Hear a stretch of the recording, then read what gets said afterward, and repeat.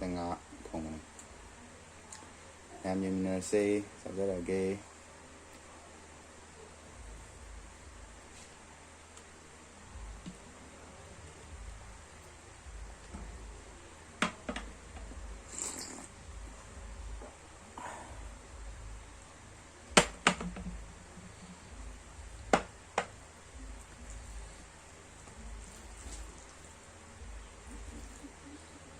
Rồi đó.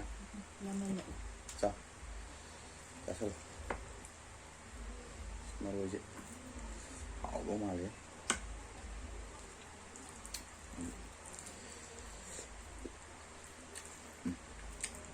Họ.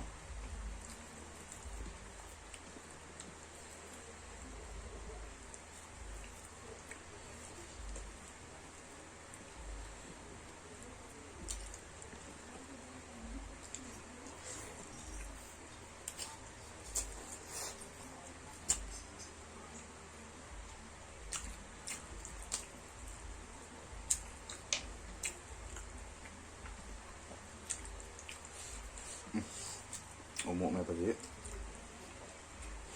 mây tải anh hiểu.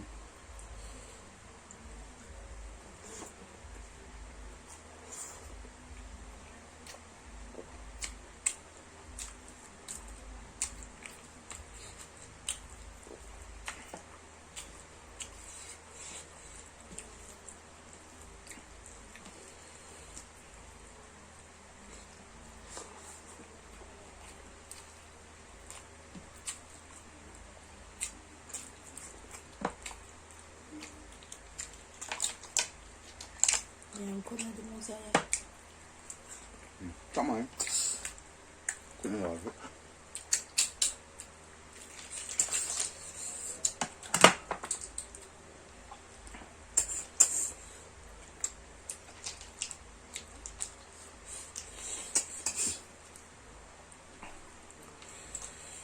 một người có thể thải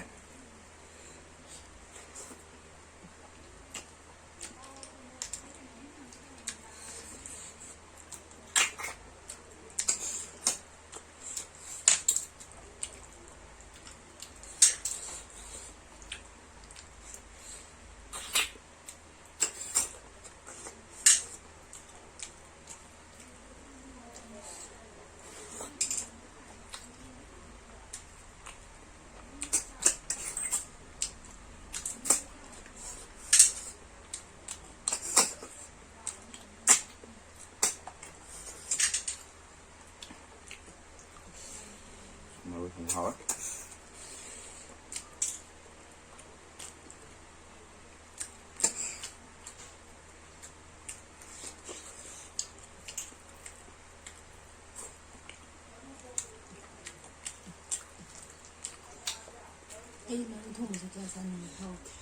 Cái gì à? Mới thùng nó hồi đó. Anh mới thùng em phẩm.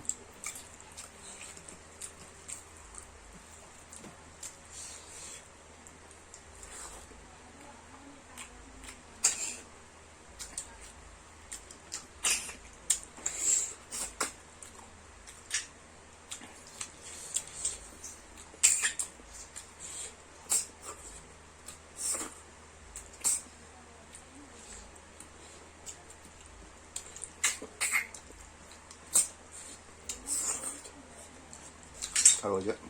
Là bút thay rồi những cái hầu này. Tao giảm chút ngâm rồi đó.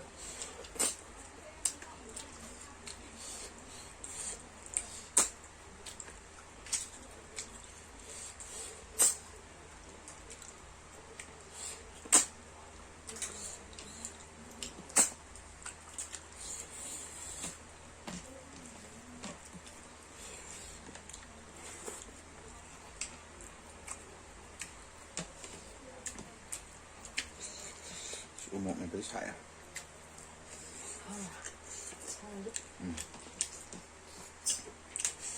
Hầu cái hầu này luôn. Xào đây bạn.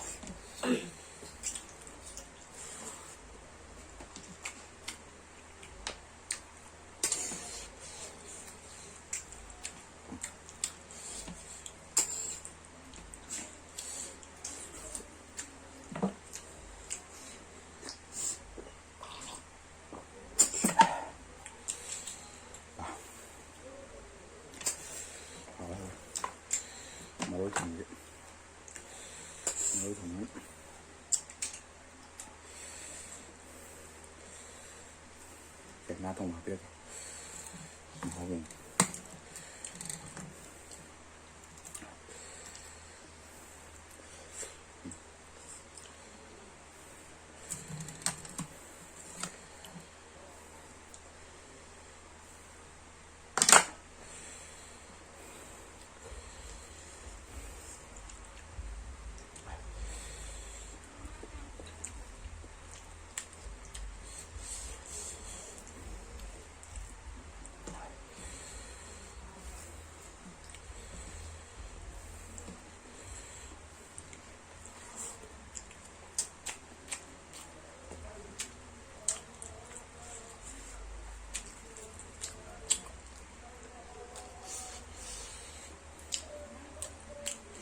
mời không vậy.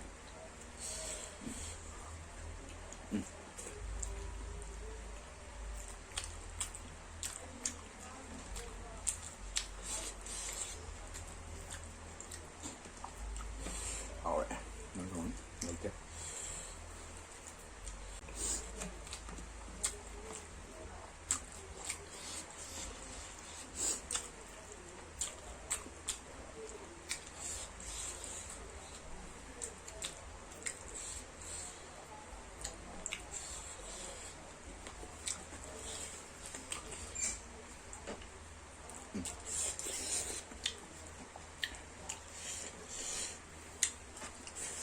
Thôi thì nó thả sao tàu lên này chút nữa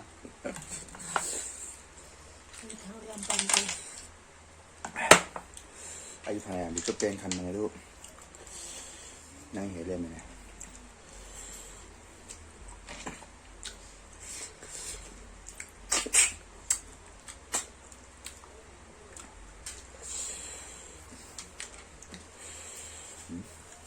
một xí dễ mà thu bọn tôi uống một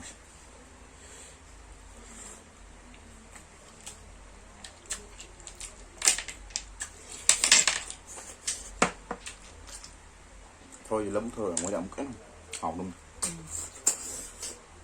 những gà gì vậy mà tôi ăn bị vậy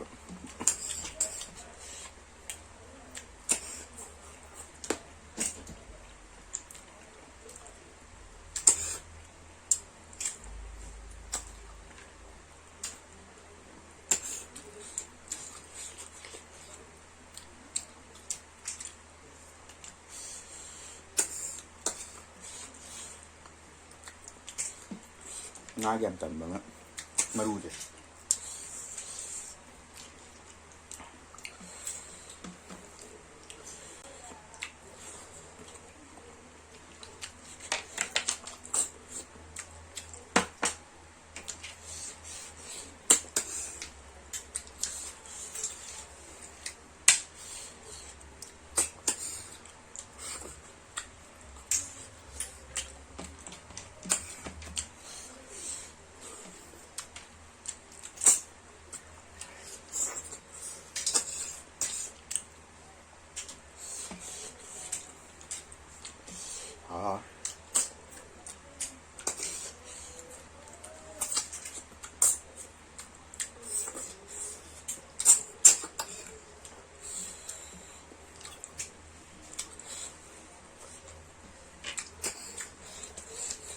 mà phải rang ngon ngon đấy chẳng phải bạn siêu ngon sao rất các mình đấy đây man gần mà xuống thế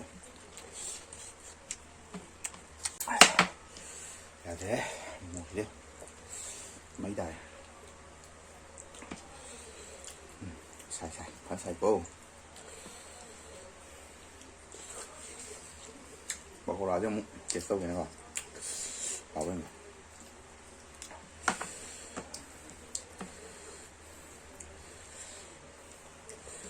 câu là yes còn lông tay coi xem áp đây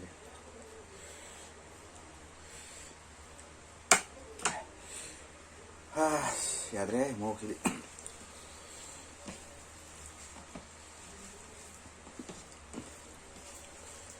mau say nói đi một xem sao nó mà này thì nằm đây cái con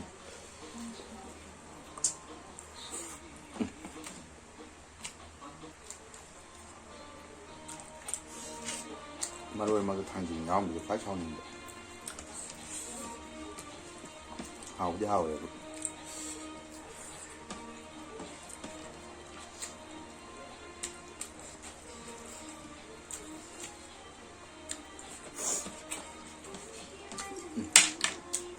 거울 좋아봐. 좋아. Làm việc sẽ nó to mà đi bé cả nhỉ.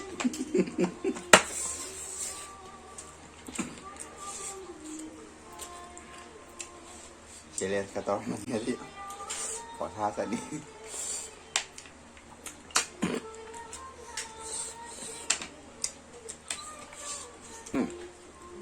너는 왜 내 타로 이제 인스타그램 해도 Rồi chạy lên story nó xuất ngầm đâu ngoài này. Rồi về các trường thấy hàng đi làm mình thành mà này mình lớn nằm thành rồi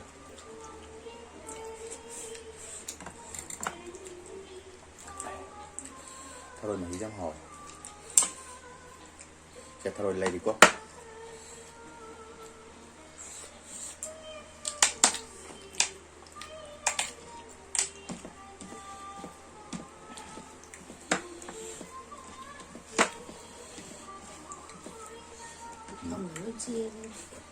không có lên phải đâu đâu bà ngày khi không phải đâu đây này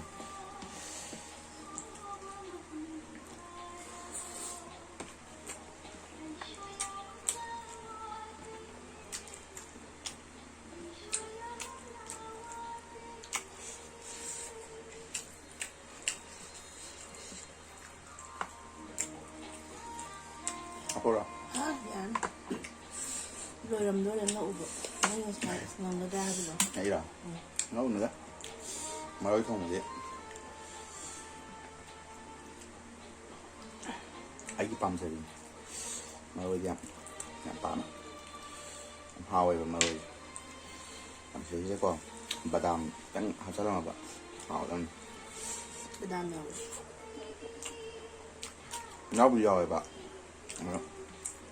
thôi bà đàm với thùng nữa nha học hay là thôi vậy masuk ke saya itu aduh canding dewan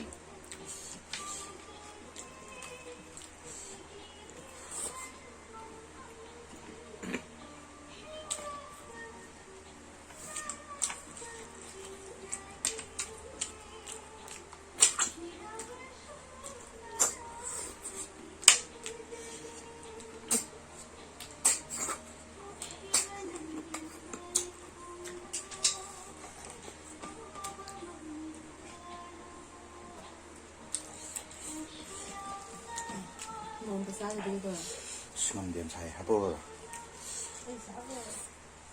나 합의로 가봤다 짜서 응감자 신경 안 차야 그래 우마 막 그만 너 샤워대 칼만 잘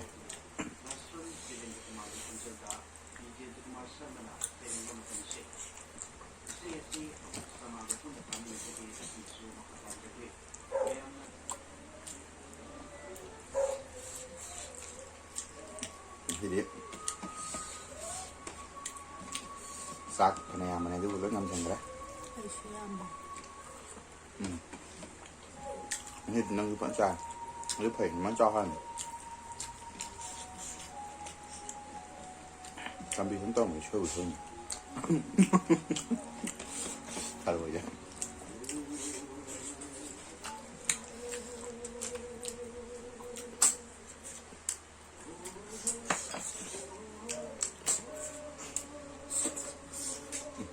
好了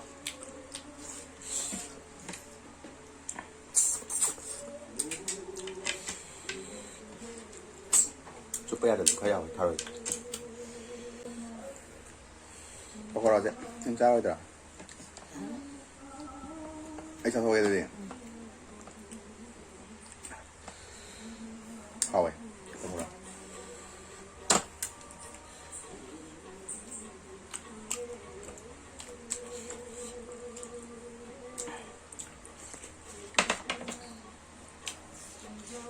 ngầm ra phần tí yam này hay mà rồi đuôi nó bám với đôi chặt thôi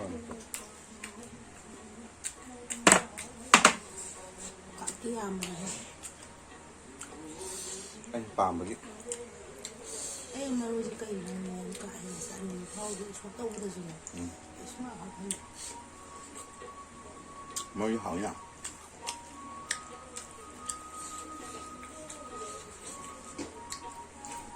thau đi hao cái này bạnนี่ปั๊มเสร็จแล้วปั๊มเสร็จได้แบบไอ้ปั๊มเสร็จแล้ว mua bỏไปem ngasih di video sebentar saya lo senjara hào zoom hào cái mặt thèn gì rồi đi zoom ngasih di sit nang cái ra đây con nhà lên nào cái gì hôm nay một lúc sáu hình này là quang ngâm rồi em video xin ngoài video đi like tàu video mua subscribe tàu video mua share tàu video mua comment video mua mèo. Sige, dintan saya juga sendiri lagi. Bye bye.